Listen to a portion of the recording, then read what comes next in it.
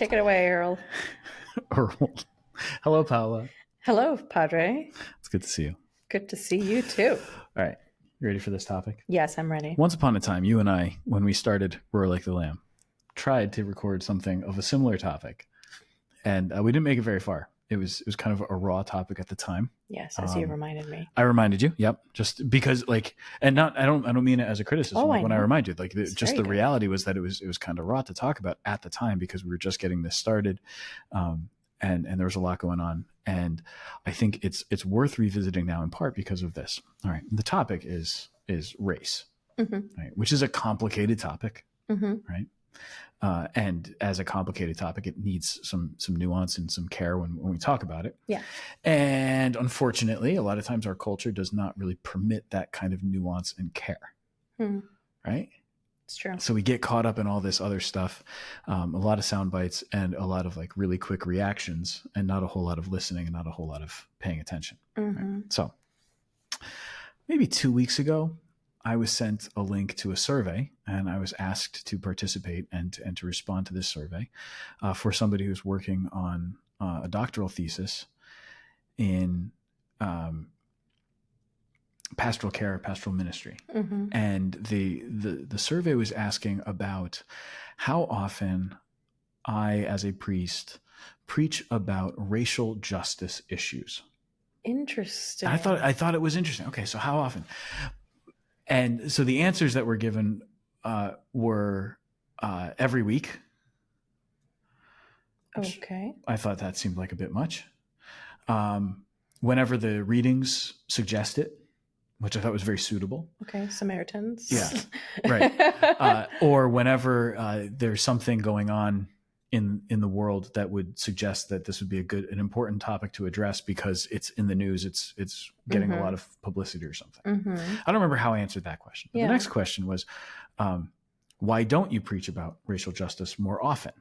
And I thought, well, first of all, if you're asking the question, how often do you preach about it when it comes up in the readings, right, that suggests that it's actually something that is included in what the church envisions for how we're going to preach and the things that we're going to preach. The church doesn't tell us what to preach about, right, except that when we look at the rubrics for what a homily is supposed to be, it should be expanding on the readings and the readings that were proclaimed at Mass. And so if the readings proclaimed at Mass speak to the immigrant, the orphan, the the broken, the foreigner, the alien living among you, if it deals with how Jesus treats those who are not of Israelite origin and everything, then there would be an open door for us to speak about race and things like that. Yeah.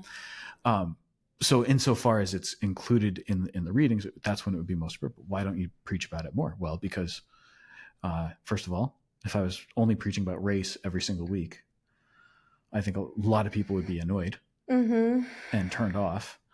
But also, it's not necessary, I don't think. Right. Then it said, well, because it's too political. I don't want to touch that political thing. Well, maybe I could see that there's guys who think that it's an overly political issue, so let's not get into it because that's maybe too dangerous of a territory or something. Yeah. Or then it said other reason, and there was no space to fill in what your other reason might be. Yeah. It's just other. But I got to thinking about it because it was. I hope that this survey is helpful to whoever it is that's writing this thesis and helps them. Do you know the person?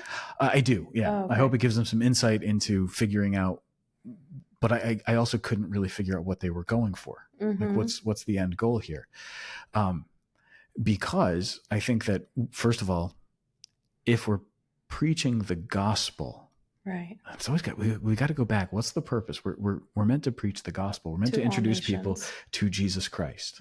Right. And if we're preaching his gospel, if we're actually talking about what Jesus teaches, then quite naturally, the theme of racial justice will come up because Jesus comes to save all, because Jesus speaks to everyone regardless of their country of origin or their race, right? Regardless of their racial background. He speaks to all, right? And so if we're preaching the gospel, then very naturally the subject of justice, whether it's racial justice, social justice, or some other justice, is going to be present. That doesn't necessarily mean that every single homily needs to be about justice. Right.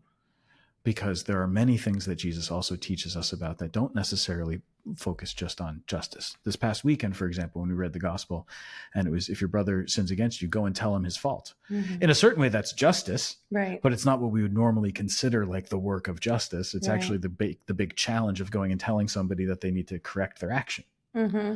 Which in our current society, but in our current society, how does that feel normally? Oh no, you're intolerant. Right. You're being intolerant or you're being judgmental. Yeah. Right. So that's the opposite. It would seem to be the opposite of justice. Well, this is where I think if we speak in kind of worldly terms, and I started doing a little examination of conscience.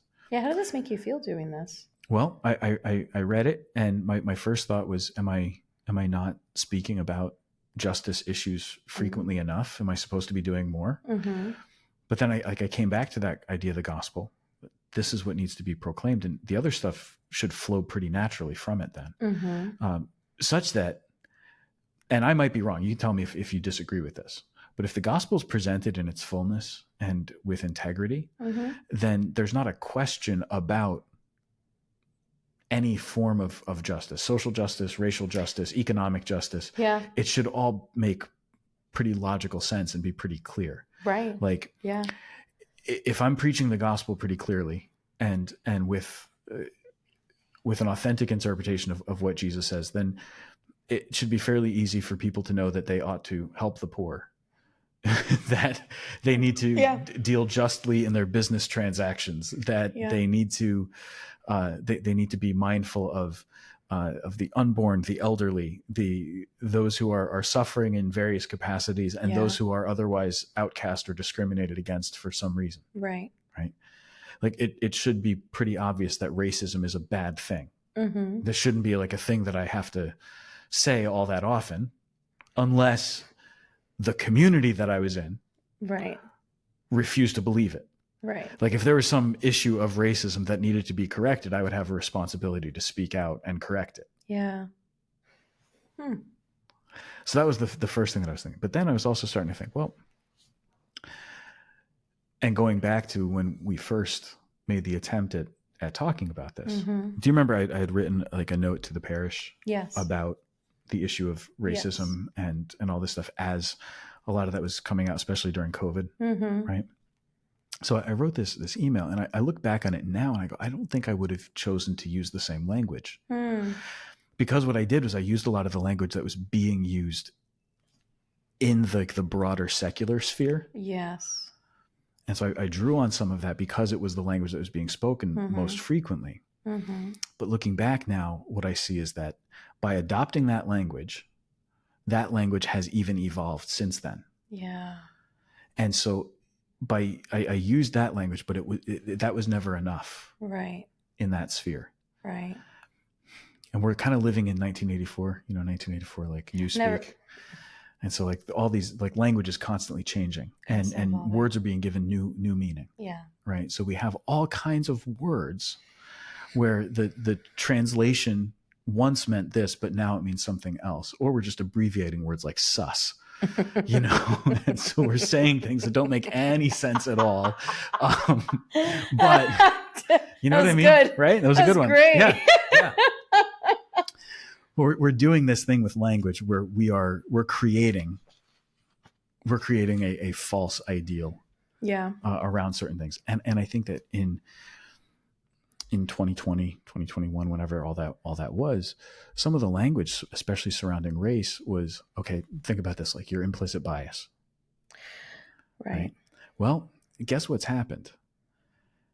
Everything now is there's constant criticism of everything, and it's always based on, well, you must be racist if you think this way. Right. It couldn't possibly be that there's another thing that you're thinking about. Basically, your own projection it's more complicated than it is just and in a lot of those conversations one-sided. In a lot of those conversations there's no more room for actually sharing or for talking. Right. And I realized that by adopting some of that, like sort of the broader cultural references, mm-hmm. actually get in the way of effectively preaching the gospel in its complexity and in its real depth. Mm-hmm. And so I started to even think, even by saying preaching about racial justice, are we not adopting in a certain way the wrong term? Like the question should always be, are we preaching the gospel? Yes. Are we introducing people to a living relationship with Jesus Christ, who teaches us how we ought to live, who shows us the way to true justice, peace, harmony, who shows us how to love our neighbor as ourselves, regardless of who they are or where they come from? Right. Right. If we're preaching the gospel, then there's not a question of, am I preaching about racial justice or social justice? I'm telling you what Jesus tells us to do. Yeah. What do you think? Interesting. Does that make sense? Yes. The one thought that I had is, actually, no, because you already kind of said it. Like, there's a point where Jesus talks about, like, let's talk about race or ethnic between, like, the parable of the Good Samaritan. Mm-hmm. You know, that's just like going to challenge the assumption that the Jews have of what Samaritans are like. So he's challenging their own projection and their own misunderstanding of it. So yeah, but there's spaces for that, mm-hmm. right? But Jesus wasn't always just simply talking about race, and if it was nations, it was always about go out to all the nations, like this constant going forth to every single person. And if we understand the Jewish law, yeah, then there's always a care for the alien in your midst. Yes. The foreigner. Yes. Right. There's always to be cared to. They are to be cared for. They are to be welcomed. You know, you are to, like, the wisdom is to welcome the stranger. Yeah. Right. And to care for their needs. Mm-hmm. The poor, the outcast, whoever it is. Like, the law calls for that. Yeah. I think in some way, like, yes, when you express the gospel authentically as it is,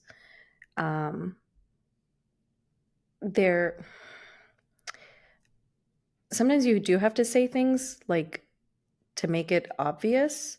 Yeah.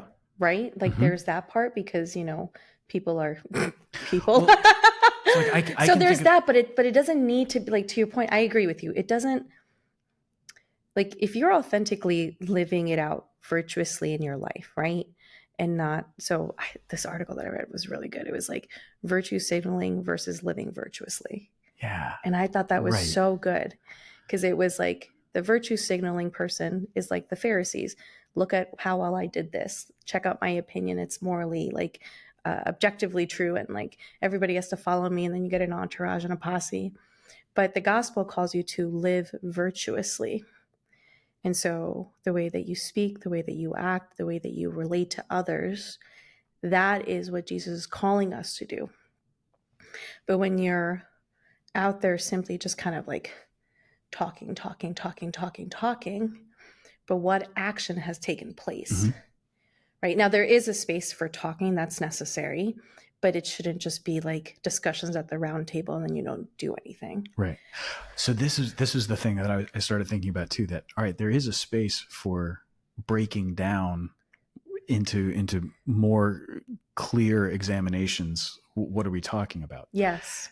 You do this in class. Like, I remember my epistemology class in philosophy. So epistemology is the philosophy of thought. Mm-hmm. So you're thinking about thinking. It's the most insane kind of class in the world, but you're breaking down. Yeah, you're breaking down how you're thinking and what the process of thought is, and all the stuff that goes into it. So you really have to think about how you think. Now, of course, none of that is ever happening in the moment. Right.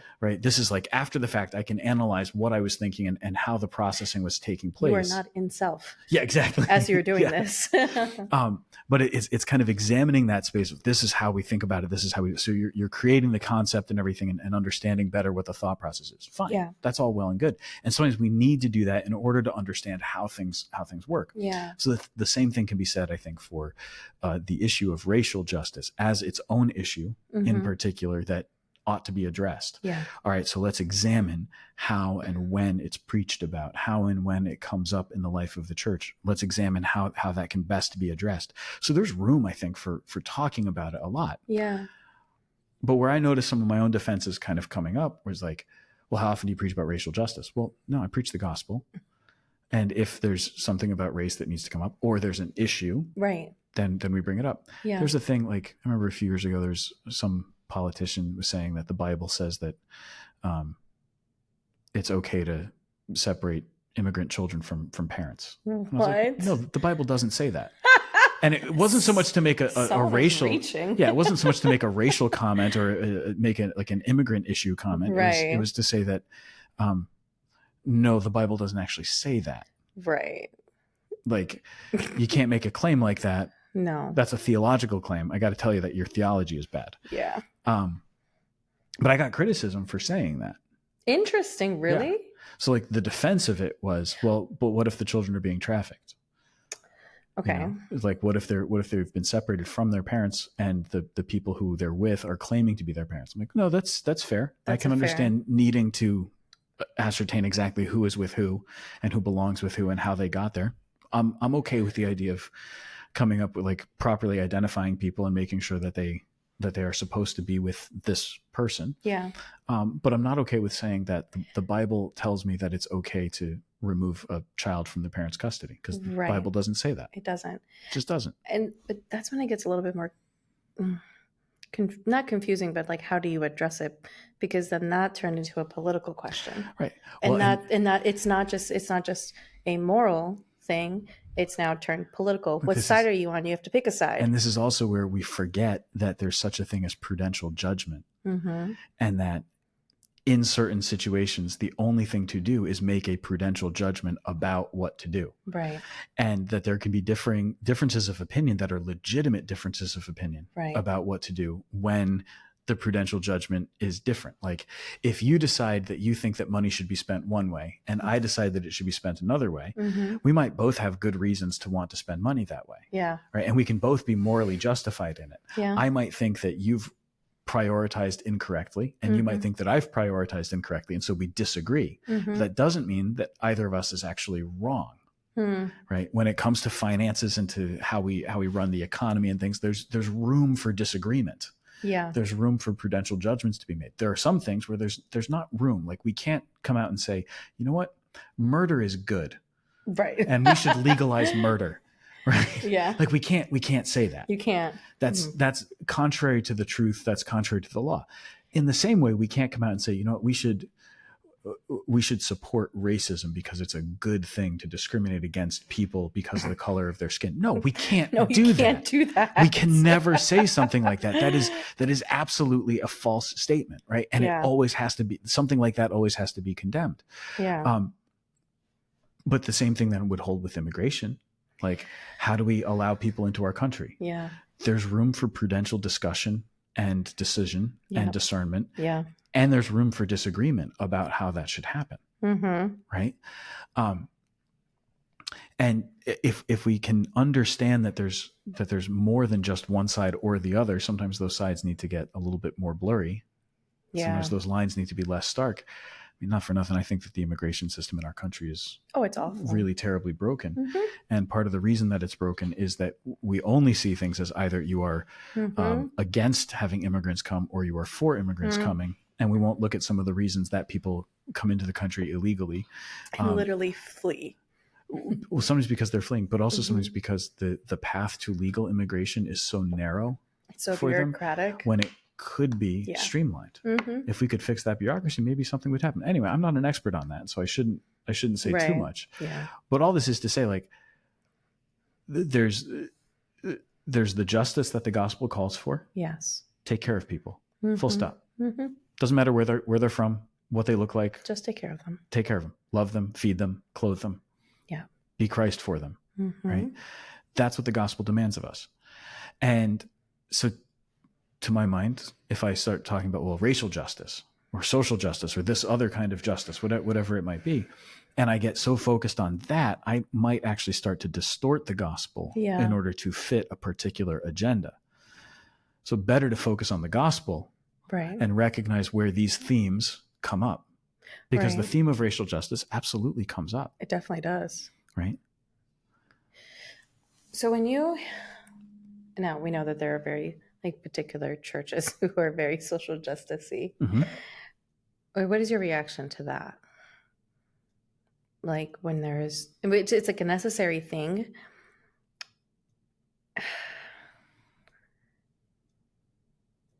I don't know. I'm just trying to think, like, I know, somebody made a comment of, okay, our kid, when I was a youth minister, you guys don't do enough service projects, right? Like that was the thing that I would hear. But my first concern at that point was they can do service projects anytime and anywhere. And there's like so many opportunities here in Fairfield. What they don't know how to do is that they don't know how to pray. They don't know who Jesus is. They don't know how to pray. And that's first and foremost my job, is to invite them into that deep, intimate relationship with the Lord. Thereby, their life, God willing, will begin to emulate what a life in Christ is. And it is that service. You know, it's me going out and serving others is an organic response to the gospel that I received in my heart. Like when I have received that relationship with Christ in my heart, that I'm living it out, it moves me to action to go and love my neighbor as myself. Right. But you cannot divorce the gospel from service, or I'm just here to do service, but not preach the name of Jesus. Yeah. Well, when it comes to community service, especially for young people, you're absolutely right. We need to introduce them to Jesus. We need them to know that they have a relationship with God. It's not to say that service projects are bad. Right. They're good. They're fantastic. They're definitely great. We have talked many times about Catholic Heart Work Camp and like the good that's done through Catholic Heart and all of this other stuff. Yeah. So it's not to take anything at all away from the goodness of what service can be. Yeah. But it is maybe to say that there are some things that need more attention. So first, let's say we want to introduce kids to a life with Christ. We want to introduce them to the reason that they're going to serve. This is why we go out and do this service, this outreach to the community. That can really help to then give them a different way of thinking. Yeah. Because a lot of times you need the exposure, the experience. Yeah. It's necessary. I'm not saying it's not. It's definitely. But very often what you also have is that for all of the different community service that's out there, it all starts to look the same. Yeah. And so because they can serve in many different capacities in many different places, they can jump in on a service project that's not explicitly tied to their faith, to their church. Right. So sometimes the danger can be that all service looks the same. Yes. And so it's necessary sometimes as a church to provide the service opportunity that is explicitly tied to their faith, like a Catholic Heart Work Camp, or like even just like a Thanksgiving food drive. We're doing this as a community of believers because it's the right thing to do for our neighbor and because it's what Jesus asks us to do in the gospel, to feed the hungry, to clothe the naked, to visit the sick and the imprisoned. Right? And if this is what is asked of us, then we're going to do it. And this is how we're going to do it. This is where we are going to participate in that. Right. When we can do something like that, we're really moving in a good direction. Right? So it's balancing like the need to introduce people to Jesus with the need to show them what Jesus tells us to do. Yes. Sometimes service can be the thing that introduces them to Jesus. Yes. Yeah. Right? That can be like the vehicle for encounter. Yeah. But sometimes we also have to prepare them for that by getting them something of the encounter first. Right. Like giving them the opportunity to have the encounter before they step into anything else. Right. It's not just one or the other, but it's both. Exactly. It's always been both. And sometimes there's too much emphasis on we got to do service. We got to do service. Yes. And there's no corresponding emphasis, or there's not at least an equal emphasis on prayer and the relationship with God. And that's usually what I find. Yeah.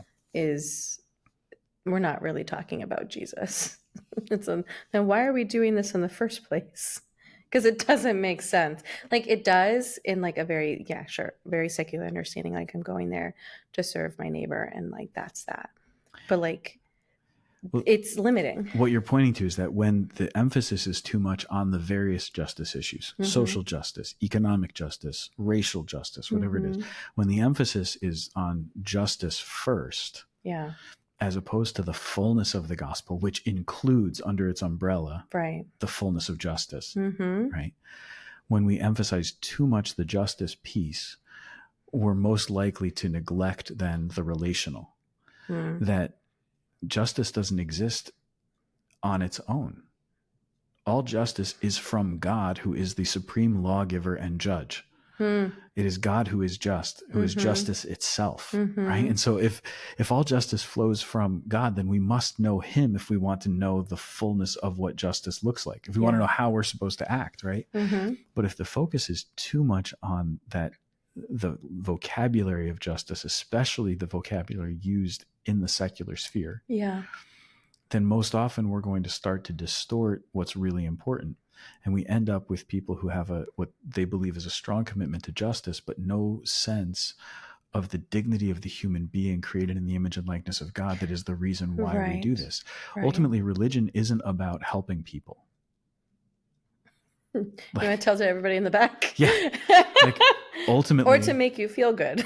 Ultimately, religion is all about, like, our religious faith and what the Catholic faith teaches us is not just about helping people. That's a logical consequence of what we believe and what God does for us. Yeah, of course.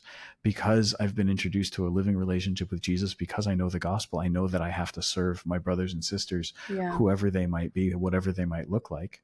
I know that I can't discriminate against them. I know that I need to serve them as much as I can, according to my means, according to my ability. I need to be ready to be there for them. Yeah, all of that's true. But guess what, man? If I don't know Jesus, then I will. And Pope Francis talks about this all the time. The church does not need to become another NGO.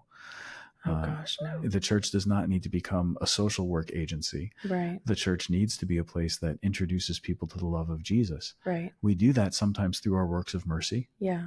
And we do that by our service to them, yes, but we also do that by telling them the truth, by teaching them, by introducing them to the Jesus who loves them and who meets them regardless of their sin, of their different burdens and difficulties. Yeah. The other thought that I just had is, okay, sure, you don't talk about it every week, right? And if needed, you will say something. But then what about those who think about it all the time? Yeah. You know? Well, and this is where we're going to find that some people are affected differently. Yeah. I'm a white guy. Look, man, racism doesn't really affect me. No, you can say that. Okay. Like, yeah, I can say that. And I mean it. It's true. Yeah. Like, I'm a white guy living in a mostly white neighborhood. So guess what? I don't really have people like discriminating against me as a result of that. Right. So in a lot of ways, yeah, my life is easy. At the same time, that doesn't mean that I don't know anything about racism. That doesn't mean that I've never heard a racist word or comment or thought process or anything like that. It just means that I'm in a different place. Right. You know? And I know for me, my own, I guess what they call it, like white passing. To use the secular language. To use the secular language, yes. And I talked about it with like some of my friends, like a lot of them are Black, a lot of them are Hispanic, and others are white. Hispanic? Did I say Hispanic? Hispanic. Latinos. Gender neutral. Latinas. So there's even, there's different experiences at all different levels. Right. Well, for some, it's a constant reminder from morning till night. To others, it's like, oh, I notice it when, I don't know, I'm in a particular space that's mostly made up of other people. I'm like, oh yeah, I definitely stand out here. But it's like, for me, it's a little bit different, but then close family members, their experience of it is very different. Yeah. But I think going back to your other point is when the gospel is fully spoken about, when the church really exemplifies the gospel, is that there is that space to talk about it or to, one of the things that we talk about in the CP map, I know we keep bringing it up, the certification. Oh, it's great because part of me also I'm sorry, I just cut you off. It's okay. Yeah. No, I was just going to say. That's what a podcast is for. I was going to say. For friends to interrupt each other. That's really what podcasting is. It's just two people talking and interrupting each other the entire time. But it's also, I come in with my own experience of it that needs to align with what is here, right? Well, so this is exactly why I want to bring up the CP map. Right. Because we come to everything with our own past experience. Always. I can't separate my past experiences from what I'm experiencing right now. Right. I experience things, I understand them through the lens of that which I have experienced in the past. Right. Fair enough. Okay. Well, if that's the case, that I experience things through the lens of what I've experienced in the past, then if I've had negative experiences and I now come in kind of carrying the burden of that negative experience, but I come into this situation, what happens if I'm treated differently? maybe, just maybe, that can be a corrective experience. Right. That tells me that when I step into this place, even though in the past my experience has been negative, here there's something that's actually happening that's right. Mm-hmm. Like if nobody notices what color I am, or nobody makes a big deal out of what color I am, yeah, maybe that could be a corrective experience for somebody. So the person who's thinking about it all the time might come into a space, and because they're simply received as they are, mm-hmm. maybe it doesn't have to be the thing that they think about all the time. Or maybe in this is one place where they can lower their guard enough, right? Yeah. Then again, part of the problem is that if you've been hurt repeatedly, and whatever that hurt might be, it could be a racial hurt, mm-hmm. it could be a social hurt, it could be a physical hurt. Yeah. Right. If you've been hurt repeatedly, if you do start to lower your guard, even somebody unintentionally doing something mm-hmm. is going to hurt that much more. Yeah.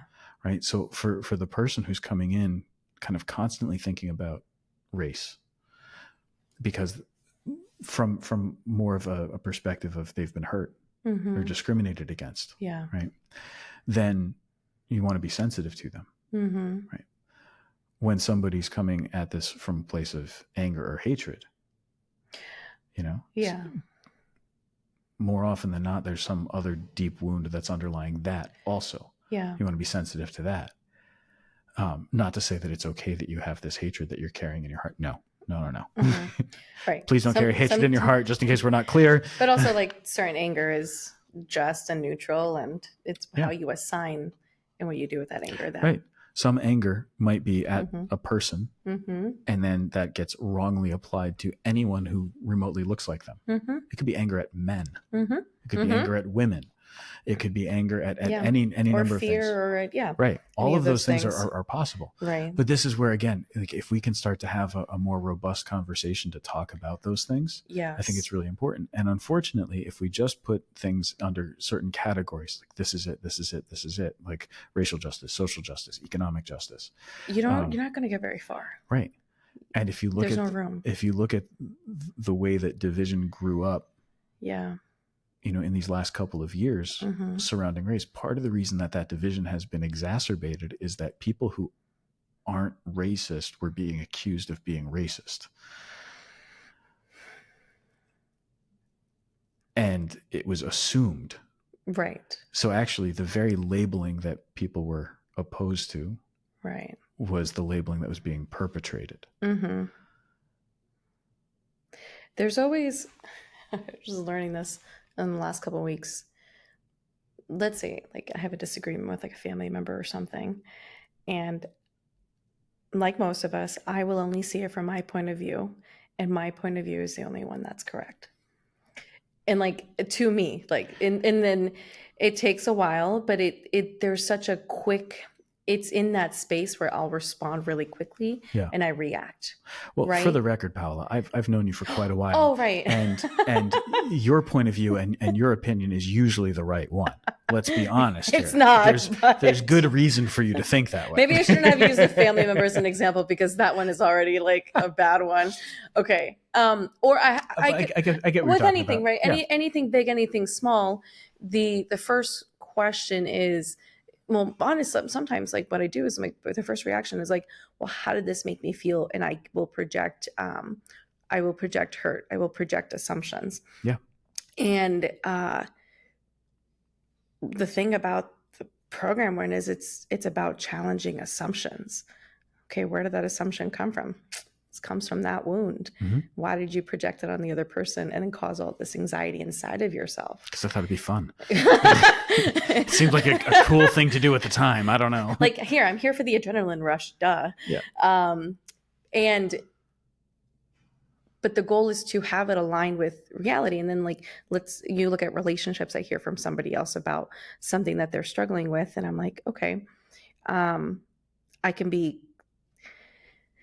totally see it from this person's point of view, which is totally valid. Okay. It's like, I see what you're seeing here. And I like, I empathize with what you're feeling here. But it takes, two people to create a dynamic. So what else is going on over here? And so it's kind of this invitation to actually be really more self-reflective and self-aware of what's happening inside of me, but also what's happening inside of the other person. Now, we can never know what's happening inside of another person, but we do let our assumptions drive the boat into pinning them. You are this, and you're on this side of the line, and you're on that side of the line, and that's all you're ever going to be. But if the gospel, if Jesus invites us, to become all one, that all nations may become one, like it's a going back to relationship. And to do that, you need conversation. Going back to what is to transcend all of those things and try to look at it with heaven's eyes, and not in a sense like I'm going to like put everything under the rug and just avoid it, but like, how can I transcend my own assumption, my own misunderstanding or understanding, and try to really seek to know and seek to build relationships, because that's where the Holy Spirit wants to work. So it makes me think about this, like, this isn't just with racial justice, but this is with a lot of things, from like the smallest disagreement between a husband and wife. Like, it's the same thing when we talk about like. But that's just it. It's about an integrated humanity. Yeah. When we understand who we are, like really and truly. Yeah. When we understand what the fullness of our identity is, created in the image and likeness of God. Yeah. That's the identity shared by all people. Yeah. Then we can better address the issues as they come up. Right. Whether that's interpersonally, like this person who I know is dealing with a problem or has hurt me in some way, like let's address it, and I can understand maybe where you're coming from, or there's a disagreement, a point of whatever it is, we can work on that. Or it could be that broader social issue that's gaining publicity, or that's in the news. How do I understand that? How can I enter into that? It's all a symptom. It's kind of interesting. You kind of look at it like, sure, it exists in this like one-on-one aspect, but it also does at this level, and it's crazy. But that's what sin does. It's not just like the big stuff, it's the little stuff. If I'm struggling with my own identity as a beloved son of God, if I don't know myself to be created in the image and likeness of God, to have an inherent dignity, it's going to be really hard for me to give that dignity to somebody else. Yes. Or if my dignity has been offended by the behavior of another person, right, it's going to be very hard for me to respect the dignity that is present and inherent in this other person. Yeah. Right. And so I need to have my own dignity restored.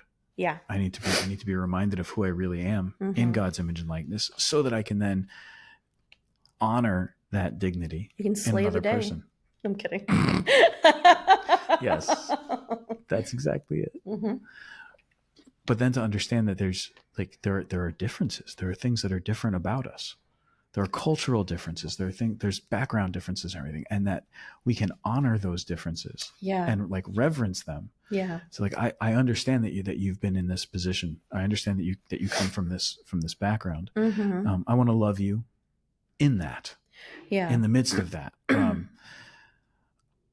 I don't want you to feel like there's got to be this separation between us because we're different from each other, because we don't look the same, because we don't talk the same, because we have a different background. Like, let's honor what's different. One of the greatest gifts that I ever had was living abroad while I was in seminary, and being surrounded by people who come from very, very different cultural backgrounds, and learning from like face-to-face communication with them, and side by side with them in the classroom, like how to appreciate what was different about them, and how to appreciate the things that I really loved and that I was grateful for my own background, and then how to appreciate things that they brought that I never would have thought of before. Yeah.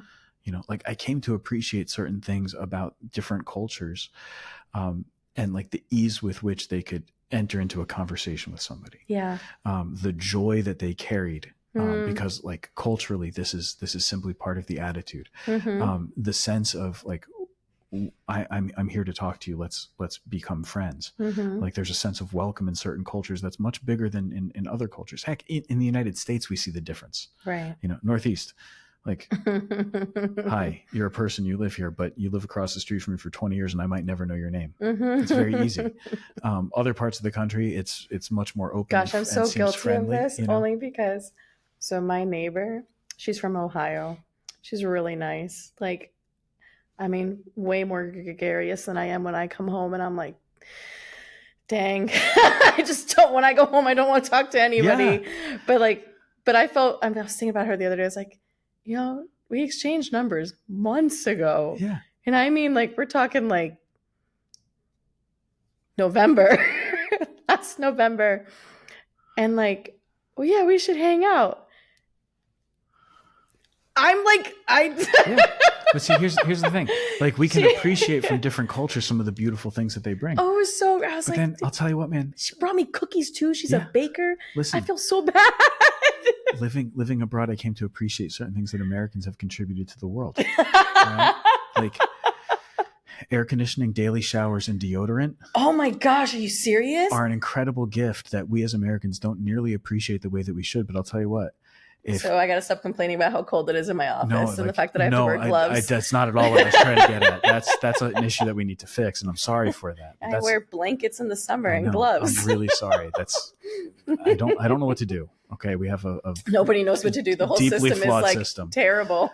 But like, I can tell you from going into a classroom where they wouldn't open the windows because they thought it was too cold outside, even though it was a 75-degree day. What? So the windows are closed. It's a packed classroom full of people who come from cultures where maybe showering daily or using deodorant is not necessarily part of their everyday. Stop it. In seminary? And so then you'd walk into this classroom after that class was leaving. And like the Americans, we learned we have to get there first so we can open the window and air out the room. No way. Because the room would smell so bad and would be so sweltering hot and disgusting that you couldn't get through class. That's crazy. And then like as Americans, we learned if you're in a room that has windows, sit next to the windows so you control the windows. So the Americans, we would just station ourselves as close to the windows as possible so that we could keep them open. Oh, wow. I always remember one of my friends who's a very, very large man sitting by the windows and having the window open, and he was sweating because it was a very hot day, and this little Italian guy gets up and closes the window and it goes like, it's cold. Makes like the international signal, like rubbing his arms together like it's too cold, and pretends he's shivering. I'm like, no, that's not good. No. And he just gets up and he reopens the window. Mm-hmm. The guy gets up again and closes them. And then this giant of a man finally, after like 3 times of back and forth opening and closing the windows, stands up to his full 6'5" frame. Yeah. He's a big American compared to this. That's another thing I learned. Like, Americans, we are just bigger than other people. In general. Yeah. Like in general. Like, yeah, I'm not a very large person. Right. By any standards here. Right. Like, when I was in seminary, I was like giant compared to some of my European classmates. Fascinating. Just massive in comparison. Interesting. Yeah. And so he gets up full height, walks slowly to the window, then turns, looks at the young man who had continually closed the window, points at him, and then wags his finger like, no, no, no, no, no. Opens the window again and sits down. And the guy didn't move after that. He's like, leave it alone, buddy. And from then on, so great. Because of that, we Americans controlled the windows. And it was like, this was the one thing that we could do. I need Father Brennan to corroborate the story of what a seminary life was like with all the other people. Yes. Well, so I don't know if by the time, so remember, I was there much longer before him. Yes. You know, so he came after me, and I don't know if maybe the university got some air conditioning units, or if the culture changed. So none of the classrooms had air conditioning? No. Oh my goodness. And actually, honestly, were you in a cassock all the time? No, but like, you're still in black. Oh, yeah. You're still in your clerics, and you just walked 2.5 miles to get to class. Oh, gross. Yeah, so like you're walking, you're moving. Oh, you're sweating. Yeah. No, so like these are the kinds of things that like, but I came to appreciate a lot of other cultural values that were really important. Which means to me, siesta. Oh my goodness. Like what this means to me is that like I want to be able to appreciate people as they are for who they are. Yeah. Like, so at the very least, I feel like I have that desire. I want to accept people at face value, regardless of where they're coming from, what they look like, etc. But it can hurt to be accused of racism. Right. just because I'm a white guy. Right. But there's also that awareness, like, no, it's important to talk about these things sometimes. Yeah. So that survey, and we got to wrap up here, but that survey taught me, like, it was a good reminder. Actually, this is important stuff. Mm-hmm. I'm just not convinced that using those kinds of titles for things is ultimately going to be very helpful. Especially because of the cultural context and nuance attached to it. But if we take it like we do with an academic subject like philosophy and epistemology and like the philosophy of thinking, right? And we're trying to break down what's going on, then it's a great subject to talk about that needs some attention. I mean, honestly, it's an invitation to read like the Letter on Social Justice by the Church, which is beautiful. Yeah. It is stunning. It's like, before that, I always had an issue with the word until I read it, and I was like, that just makes so much sense. Yeah, because I understand what is the church actually teaching about social justice, but like exactly what Jesus teaches us. Exactly. But then what was taught to me was a little bit different. And then like I grew like, I don't really know about it. And then I read it and I was like, wait, this document is like, it beautifully describes what it is and how to do it. And that's it. Just read the document. Yeah. And then read the gospel. Right. And realize that the most important thing is that we know Jesus Christ. Mm-hmm. We live in a relationship with him. And we seek to bring that gospel into everything we do. Yeah. Amen. Thanks, Paula. Yeah, thanks, Father.